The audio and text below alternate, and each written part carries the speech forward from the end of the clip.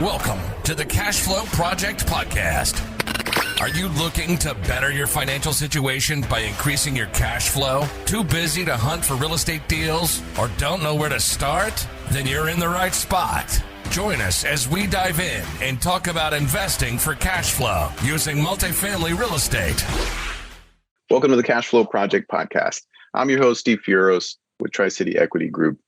Today, we have Becca Hint on the show. Becca, after spending a career working for a Fortune 500 company focused on medical device and biotech sales, and I know she had Hawaii on one of her, or as part of her territory. Of course, we're based out in Hawaii, but she realized that it wasn't necessarily the path to financial freedom.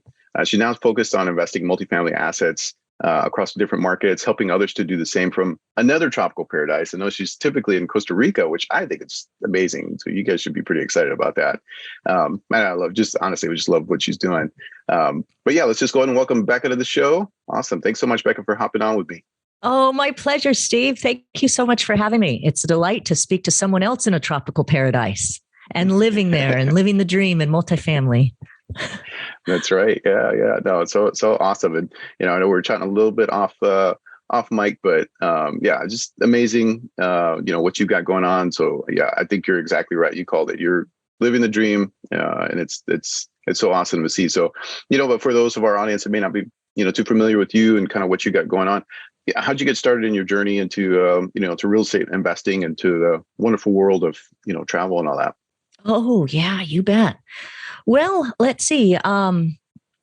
My husband and I were medical device reps, spent 18 years in the med device field, and simultaneously, actually about the same amount of time in real estate, about 18 years in real estate as well, straddling those two side by side. And, it was about a year ago, we decided to leave it all behind. We're part of the Great Resignation, the white collar workers that told their employers adios. And we moved to the Tropics. We moved to Nosara, Costa Rica. It's a boutique surf and yoga hub in the Pacific and one of the blue zones of the world, which we love. Are you familiar with blue zones at all? No, kind of, fill me in. It sounds cool. I mean, it's really cool. Yeah, basically there's, I think about 6 of them in the world. And these are places that people live to a very old age and very healthy. There's the largest concentration of centenarians, people that live to 100 years old and beyond in very good health. And it's partly due to, several factors. It's the food, the relaxed lifestyle, family, and a number of other factors. Costa Rica, Nosara, Costa Rica is one of them. Okinawa, Japan's another one. And Sardinia's another one. So yeah, look them up on Google. It's pretty fascinating. Plenty of books on it and even movies on blue zones. So I mean, just knowing plenty of people, from having been trying to travel to Italy before and knowing there's quite a bit of people, out here in Hawaii from Okinawa and whatnot. You just, it's like, okay, that's the active lifestyle. It's the exposure, the constant sun exposure, right? It's good health. So I totally believe that. Costa Rica wasn't on my radar, but after, talking to you about it, I may have to go take a swing out there with the family. Oh yeah, you should. And actually living in Hawaii, yeah, you would know this. It really makes a difference. A good amount of sun, not too much sun, but enough to keep you glowing. And the high concentration of Japanese in Hawaii, you would really hear about that, Okinawa especially. It's a blue zone. So it really makes a difference. And I can tell you, just in leaving a lifestyle in the Bay Area and moving to Costa Rica, my husband looks 10 years younger. He had all these allergies and, ridiculous stuff we really couldn't put our finger on. A bunch of medication. He's off of all of those within 2 weeks. That's awesome. It's a huge life upgrade for us. So it's been quite a mental journey to pick up a family of 4 and do this. We came to this during the pandemic that things became, we were so disappointed with the Zoom schooling in California and everything that was happening here. One day I said to my husband, hey, have you ever realized how much we pay for this house per day with like the gardener, the pool guy, the da-da-da-da-da? And I said, and do you know how much we could rent this for and then live somewhere else, like in a tropical paradise, and live off of that remainder, the passive income from that? And then There and the quest began from there. So geographic arbitrage, right? I mean, effectively, that's awesome. that's exactly what it is. Geographic arbitrage. Very and cool. salary arbitrage. Yeah. Oh yeah. That's one of the reasons, right? Right. Well, you have I know you kind of obviously that kind of teed up for you guys kind of a lifestyle change. Now, obviously, you can't. I don't know. Maybe you can. Like, did you guys transition immediately out of like the sales into multifamily? Was that just kind of a part of the journey? At some point, you're like, you know what? Yeah, I'd like to invest in that apartment building. Or how did that kind of transpire? Yeah. Great question. Well, it transpired simultaneously, really, with my med device job. I realized, it's so funny. Life is like all these phases, right? Like you first get out of college and you're like, oh God, I just got to get a job enough to, feed myself and keep the lights on. And then you get a little farther on in your career in your 30s and you're like, oh, wow, I got to get myself a place to live. And whoa, suddenly I have a tax problem and not enough tax deductions. So I thought I'd do the two of those together, and I house hacked a building in San Francisco. And that was just an enlightenment. It was a tremendous lift. I mean, it's an old Victorian in San Francisco. So I had to lift up the building and put steel beams and put a garage underneath to charge another $500 in rent, blew out the backside, redid all the kitchens, lived in one unit while I renovated the other, then flip-flopped. But after that, I realized, wow, okay, when it's done, it's done. It's a big project, but it was done. And then I had mailbox money. And my med device job was the farthest from passive income. It was not mailbox money at all. It was actually, one could argue, even a hyperactive job, in that the moment you stop working, the money stops coming in.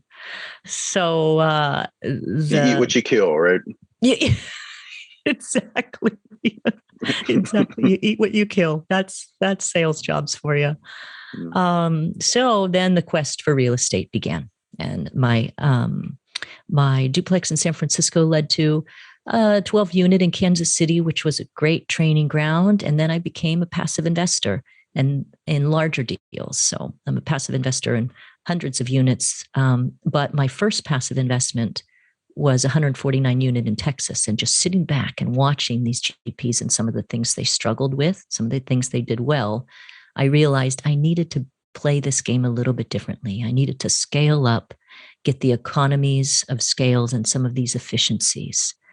And that's what led me into multifamily of 50 units and up, is where I determine the efficiencies are. Yep. No, absolutely agree. Yeah, no, that's great too. And like that, I think you kind of tackled the challenge there for, especially like we have very similar markets, right? Very expensive, very high cost of living. A lot of people here, even just to buy, like I say, a single family, are gonna struggle to get into that first property, let alone think about buying a second one for investment, right? And a lot of people that I've seen, they're just not comfortable investing outside of their own backyard. Yes. And so, but you face kind of that reality of like, well, look, hey, I can get a better deal. My money will go further. We can have a faster moving train going into a different market. And like you said too, right? You're cutting your teeth, right? It's not, is it the end all be all? No, of course not. But it's a way to get you started. And most people just they never do that. Especially I found that out here a lot. They never do that because they think, oh, it's just such a high barrier to entry. Like how could I ever? But I think that's awesome that you took those first steps, started taking action. We house hack as well. So it's such a great motivator just to get you going, just to get you some momentum.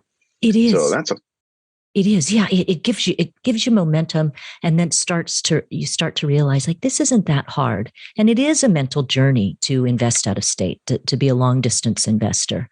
But the returns are so much better out of these high cost areas that you and I are from and live in, Hawaii and San Francisco, and your money can go a lot farther in these places.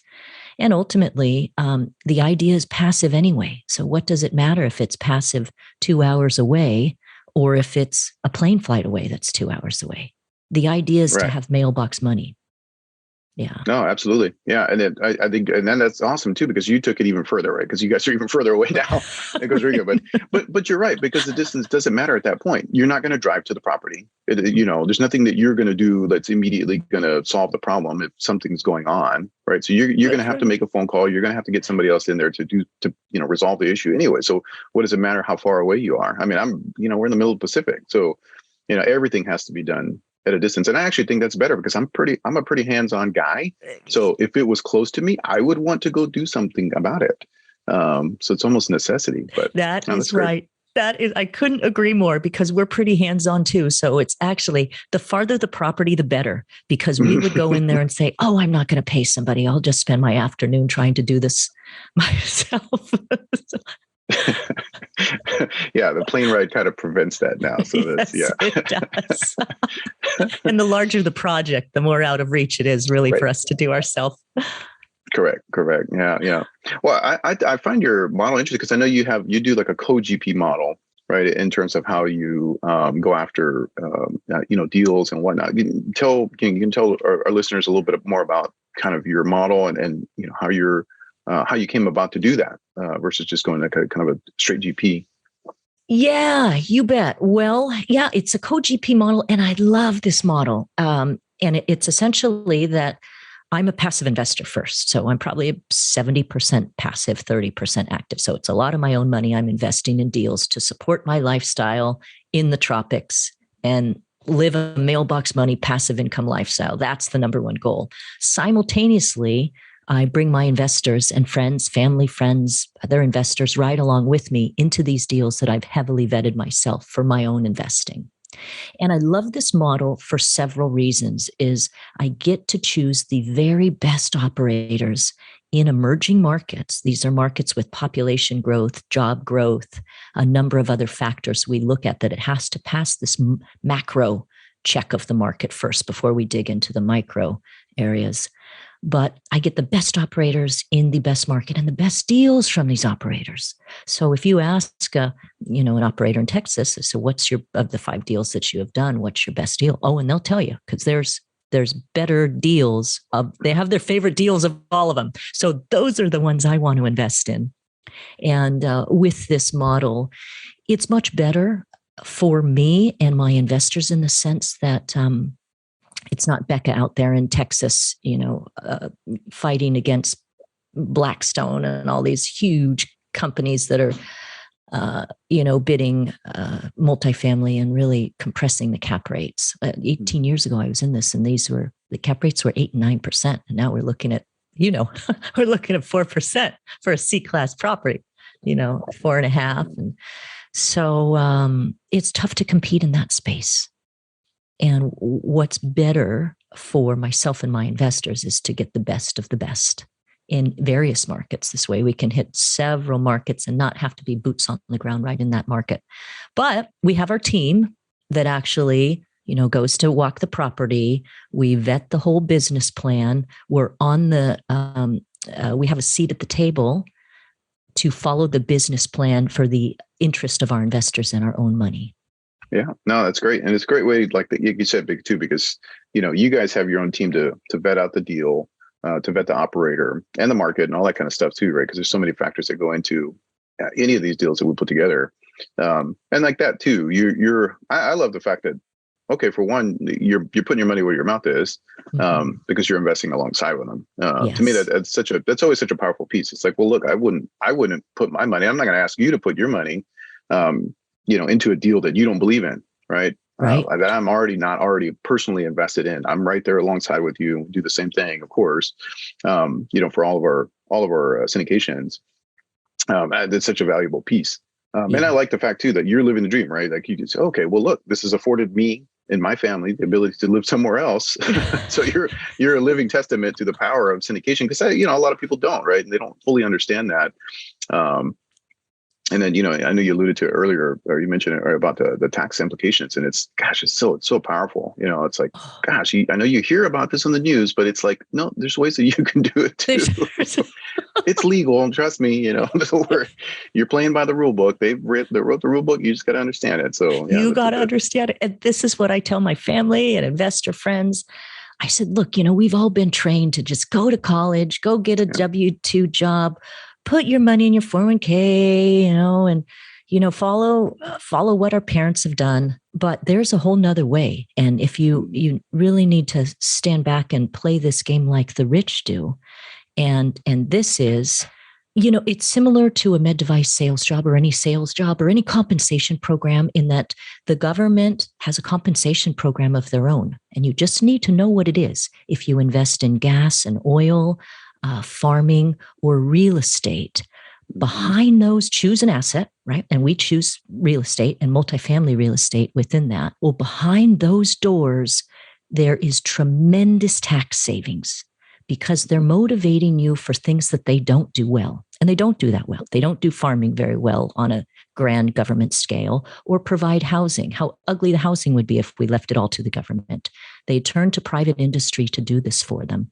And behind all of that, they provide you tax incentives to do it. So part of this in living overseas and just passive income in general is preserving what you have. The more money you make, the more taxes you pay. Well, the more assets you have, the less taxes you pay. So, and it's all about what you keep, right? It's never necessarily, okay, well, great. Yeah, you earn a ton. But it's like, how much of that are you actually giving back to the government, though, or giving to the government rather, not giving back? But it's such a valuable piece to any kind of wealth strategy plan. I mean, you have to have a tax strategy. So it's such a powerful piece. It really is. Oh yeah, and most people don't have a tax strategy. Most people are doing what we were doing at the beginning. Just, oh gosh, I'm paying a lot of taxes. Well, my bills are getting higher. I need to work harder, work more. Well, no, you need to look at this differently, and investing in assets that provide you a bit of a tax relief.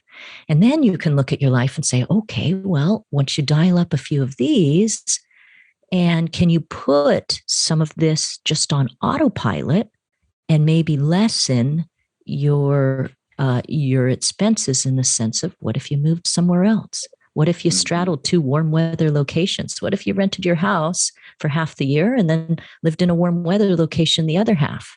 Or what if you just left it all behind like we did and rented out your primary residence and stitched a bunch of things together, and meanwhile have huge tax benefits that you could support your life overseas?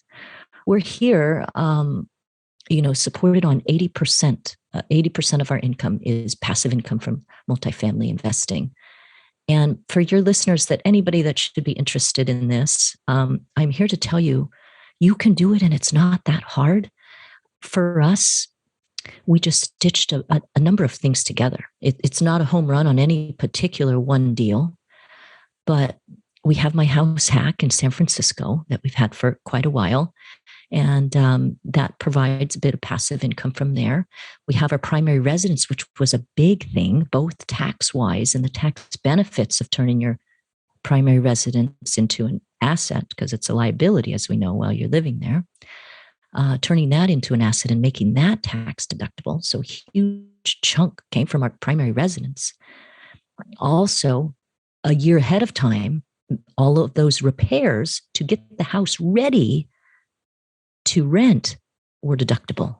So the bathroom remodel, the floors, all kinds of things. So that's another thing. Like, you want a kitchen remodel? Here's your ticket. Just move out a year from now, but do a kitchen remodel now, and then it'll be tax deductible within that, up to a year before you leave. And then we have our passive income investments in multifamily that have allowed a good income stream. And then some active investments I have also in, like, our hotel conversion that we could talk about, or but just to know that there's a couple active ones in there too. But for your listeners, this is just a bunch of things stitched together, and you can absolutely do this. Also, you go overseas and you lessen your cost of living. There's another factor. It's so incredibly powerful, because it's like this cohesive, just overall, like, strategy, a game plan, right? And Yes. and I like that you're highlighting the fact that it's like, well, look, it's not just one thing, because then that actually takes the stress off of people needing to go out and, I got to hit a home run. It's like, well, no, I mean, a lot of you just, hey, get a lot of these little base hits, get your momentum going, get some income going that's more passive. You can build on that. You don't have to start massively, but you do have to start. And that'll get you going. Because once you start to see progress, and I've experienced this in my own life. Gosh, once you start to get progress, you want more of that. So you start taking more and more action towards that direction. That's working. I want more of that, and it just becomes easier, mentally, I think. I agree. And just once you get a taste of passive income, it's almost addictive in a way. Mm-hmm. And also, additionally, I would say you don't need to have it all figured out. We're here 80% supported on passive income. I'm still working to the 20%, but the whole road doesn't have to be paved to do something like this. Yeah, I think that's actually a really good reminder, because a lot of times I think people they think, or, it's kind of stuck in their head. Well, how can I leave everything? I can't leave my job. Well, yeah. Could you drop to part-time? Could you get enough, income coming, in where the vast majority of your expenses are covered? Can you, look, there's ways to kind of ease out of it. It doesn't have to be an everything, or it doesn't have to be a light switch, right? It's like, well, no, I'm going to transition more and more towards the passive side, help to build out those income streams. And, maybe you enjoy your job. Because I hear that a lot of times too. It's like, well, I enjoy my job. Perfect. Great. Continue to do that.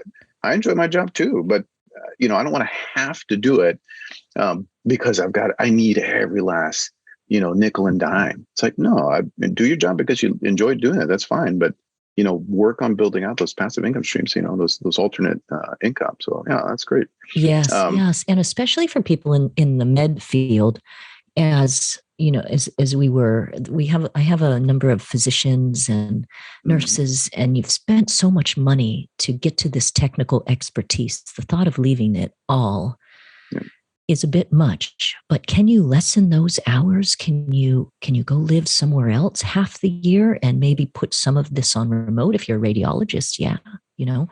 And some of these medical professions even that can be done remotely.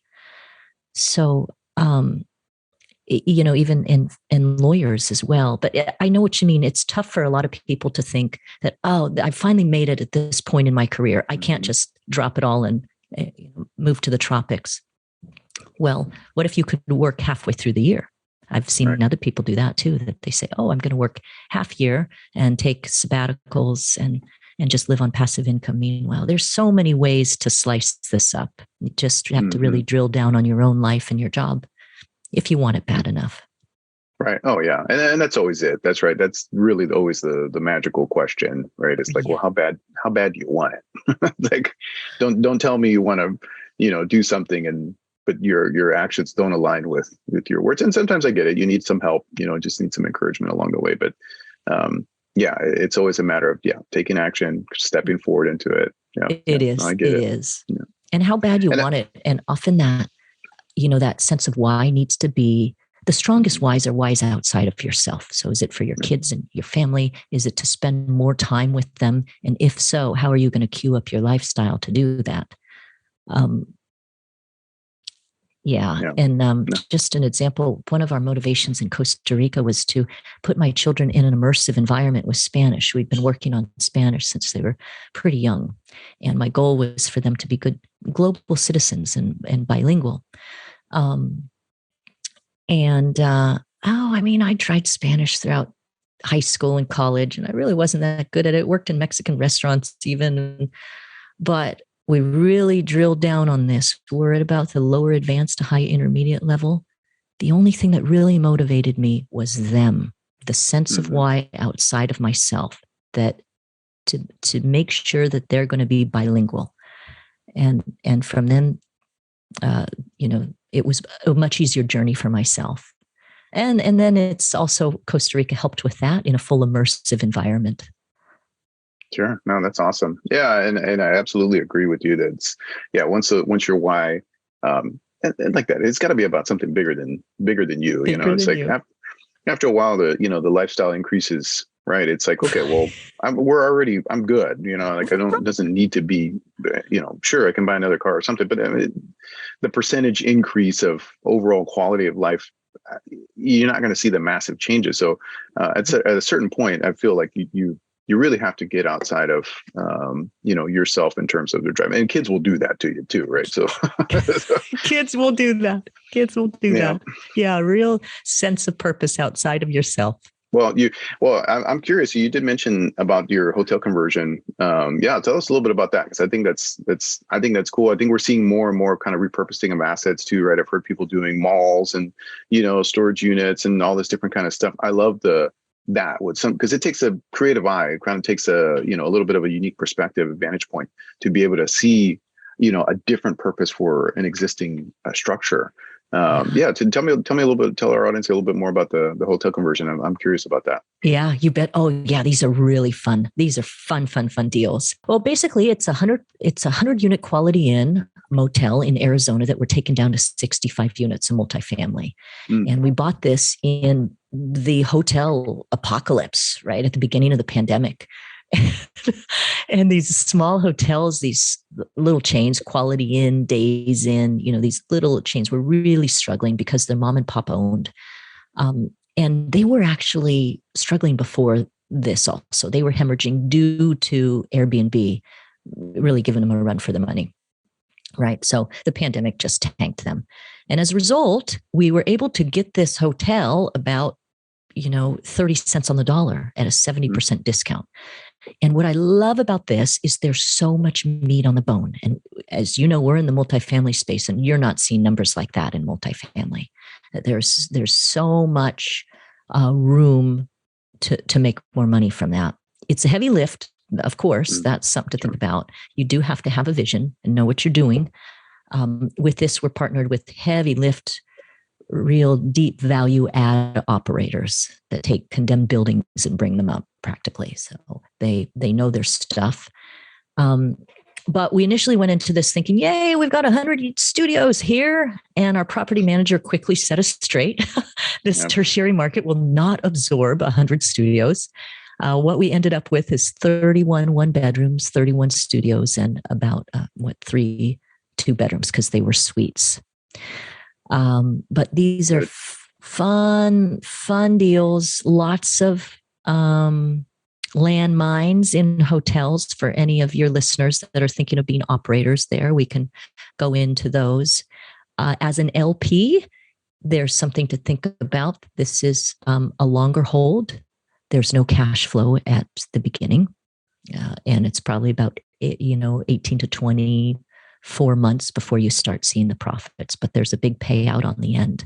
And I love this as a passive investor myself, because I look for different buckets of things. I like a good, strong equity building play, just kind of like a set it and forget it asset, like a San Francisco and a Hawaii and a New York and all these markets we love to live in. But the money there is in the appreciation.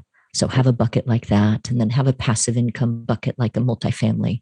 And then have something like a hotel that it's a big payout in a couple years down the road. So for me, it checks that box as a passive investor for me as well. Yeah, no, I think that's awesome. And like you said, right, and you'll hear that from it's kind of a classic advice, right? It's like, okay, have a well-diversified portfolio. It's like, well, yeah, but to them, it's stocks and bonds and equities and a different deal. And it's like, well, look, we can do that in real estate too. Real estate is not just one type of real estate. There's a myriad of options and choices. So no, I absolutely agree. We do the same thing. Growth markets, cash flow market. I mean, and you're across different asset classes too. Yes. Yeah, no, I think it's a great strategy. And something gives our listeners something additional to go, oh, okay. I didn't think about that. I didn't think I could do that. And I feel like we get that a lot. You can do that. Yes, it's like, yes, you can. It's pretty awesome, isn't it? And even within multifamily, you can do that. You invest in a solid cash flow deal that's just kind of a chug along, good passive income. You can invest in a light value add with this decent income and then a fairly good payout in the end, or a deep value add in which there's a large payout at the end. So I love this, that within our favorite asset, that there's so many different strategies. Yeah. No, it's huge. It's huge. Well, as we kind of transition to kind of the later part of our show here, one of the things that we kind of incorporate into every one of our shows is, and honestly, I hate to even wind down our show because I could talk to you for hours and pick your brain, even just about Costa Rica and all of that component of your life, which I think is pretty amazing. I feel so the we'll same. have to have you back on. I'm sorry. We need a whole nother show, just you and I. I mean, just to dig down, we're just scratching the surface of all of these subjects, but I feel like I could talk to you for another hour or two. You can help me with my Spanish because it's, I grew up in Texas, but I'm not fluent in Spanish, unfortunately. So don't worry about you. Just work on the kids. The kids. Yep. You got it. That's sound advice right there. But yeah, no. So we do have as kind of a wrap up on our show typically, or just, in the last portion, we do have a fire round. So, I don't know if you're ready, it's just some more straightforward questions and just looking for a little bit more straightforward answer. Is that all right? I'm ready. Let me brace myself. Right. Okay, let's go. Don't worry, not scary, right? What is the best book that you recommend other than Rich Dad Poor Dad? Right, for most the standard real estate answer. But what's the best book that you recommend? Right, maybe even a current read. Love the question. Love reading. Rich Dad Poor Dad, of course, the Purple Bible that we all know. My recent favorite is Who Not How. And I love this book because it has liberated me from so many things that I thought I needed to do myself. And the premise of this book is essentially you can take anything from the 0 to 80%. It's all in your mind. It's pretty easy. It's just jotting it down on paper. But from the 80 to 90% is really hard. But from the 90 to 100% is like climbing a mountain. So my strategy now is I outsource it at the 80% mark. So Who Not How has been a game changer. I also like building a story brand. That's been a good one too. Okay, awesome. I'll have to check those out. I've heard Who Not How, but building a story brand, I like that. I'm going to work on some branding here coming up. Yeah, that's good. It's a great book then. Highly suggest it. All right. I love it. Next question. What is your superpower? Besides Spanish. My superpower. Well, I think my superpower is being a good person and really thinking of my investors, my children, the impact of what I'm doing in investing, and just kind of thinking of others, I suppose. Is that a superpower? Does that count? I think it is because a lot of people don't have that gift, and it is a gift. So I will say, just being empathetic, I think, being somebody who cares, right? Versus, all right, no, I need to raise X amount for this deal. We got to get this deal. I get it. We need that too, but there's got to be somebody along the line that's no, I'm actually looking out for you and your best interests, and like that. I think that's what's probably fed into your co-GP model. It's like, no, I want to help you. I genuinely want to help. Yeah. So I generally want to help. And if the investment doesn't fit for them, I will tell them it doesn't fit and to wait for the next one. Yeah, that's great. So I guess I would say that it certainly wouldn't be my surfing game at this point. I'm trying. We surf 3 times a week and go to yoga, but still, I mean, this is a great sport. Fail forward. That's what you can do. What is the biggest lesson that you've learned over your career? And this could be in your sales career or your real estate investing, but what's the biggest lesson you've learned along the way? The biggest lesson I have learned is to partner up quickly. Make sure you have a team. I've been out there as the lone wolf investor, and it's been very hard. Doing it all again, I would partner up with the team straight away. I would have never done this 12 unit in Kansas City all on my own.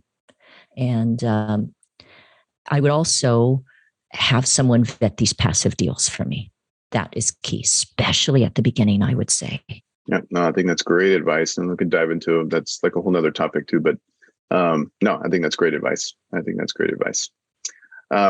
for the busy working professional, working towards, financial freedom, what advice would you give them? I would say look outside of the traditional investing world. Don't always think that what we have been taught all our life with stocks, and doing things that way is the way. I apologize about this ringing here. I'm trying to turn it off.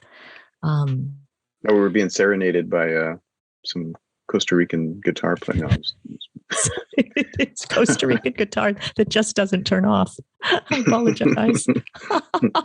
That is a little challenge working overseas, by the way, folks. It's like I was doing a call the other day and a giant beetle came and hit me in the head in the middle of my Zoom call. And then the one after that, the monkeys were in the trees howling. The howler monkeys, it sound like gorillas. So first world problems living in a third world country. So problems, my friend. Oh boy. But yes, for your listeners, I would say, debunk the traditional things we have been taught. Look outside of the stock market. The stock market isn't loving you back, and look around to people that can help you and move you to the next level. And what I would say is the original investment. People call it the alternate investment in multifamily. Well, I would say it's the original one before the stock market. There were land barons and people invested in land and buildings. Yeah, I agree. I think that's great. All right. Well, how can our audience get in touch with you? Because I'm sure you're going to have people reaching out saying, how did you do that? I want to know too. What's the best way for folks to reach out and get some more information from Becca? You bet. You can find me on LinkedIn under Becca Hint, Hint. You can also, you know what? I have a great thing for your listeners. It's a free guide and actually how to do this. It's called 6 Steps to Put Your Income on Autopilot and Move Overseas. You can find it at www.hintinvestments with an S, hintinvestments.com. And this is a guide with links to cost of living indexes. And if you have an idea of where you want to live, you can determine how much it costs to live in that area. It has links of the best places for expats to live in 2022, the least expensive place for expats to live. And it goes through our journey in how we did this and the things that we stitched together to do this. That's awesome. Yeah. So that's that. And you can also find me or just email me, Becca@hintinvestments.com. I love to help people, help them be their guide in this journey to at least bring part of their life to a passive income level, and they could decide where to go, where to live, surround themselves with people they want to be with, doing what they want, with whom they want. Oh, that's awesome. That's awesome. And yeah, make sure for our listeners, make sure you're reaching out, grabbing Becca's, free guide. I'm interested in that. I think that's always super cool. Like I said, it's being able to know kind of those different components of cost of living and all that kind of stuff. Because, people have this fantasy about, living abroad or whatever. And it's like, well, look, it's possible. If you know the numbers, just put together a strategy for it. So very cool. All right. Well, thank you so much for hopping on with us. And, for our listeners, if you're interested in investing with us, of course, go to tricityequity.com to learn more, to connect with like-minded investors, join our Facebook group, Honolulu Multifamily and more. Of course, if you found value in our podcast, please subscribe, give us a review on Apple Podcasts or Spotify. And if you know anyone who might resonate with today's podcast with Becca, please make sure that you share the episode with them. And we'll see you next time. Aloha. Aloha. Thank you, Steve. Thanks for having me.